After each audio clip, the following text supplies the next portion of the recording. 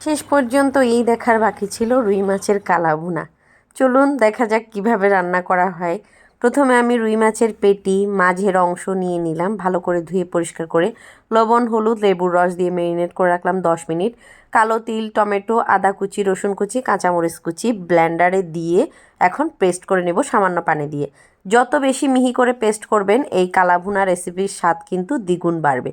কড়াইতে তেল গরম করে ম্যারিনেট করে রাখা মাছগুলোকে এপিট ওপিট হালকা করে ভেজে নিব। অতিরিক্ত ভাজার দরকার নেই, তখন মাছগুলো কিন্তু চোচা লাগবে। এবার তেল গরম করে দিয়ে দিলাম কালিজিরা ফোড়ন দেওয়ার পর এই যে পেস্ট করে রাখা কালো তিল টমেটো আর কাঁচা লঙ্কার মিশ্রণটা দিয়ে নিলাম। এখন নাড়াচাড়া করে ঢাকা দিয়ে একটু কষিয়ে নিব। কষিয়ে নেওয়ার আগে মশলাপাতি দিতে ভুলবেন না, লবণ হলুদ জিরার গুঁড়া মরিচের গুঁড়া সামান্য পরিমাণ, কারণ এখানে কাঁচামরিচ ব্যবহার করেছি।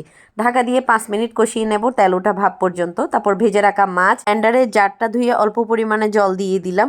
তারপরেই তো 5 মিনিট ফুটিয়ে নেওয়ার পর কাঁচামরিচ আর ধনে পাতা দিয়ে নামিয়ে নেব। এই তো রেডি রুই মাছের কালা ভুনা। যারা খাননি অবশ্যই একবার ট্রাই করবেন। আজকের রেসিপি এ পর্যন্ত, টাটা।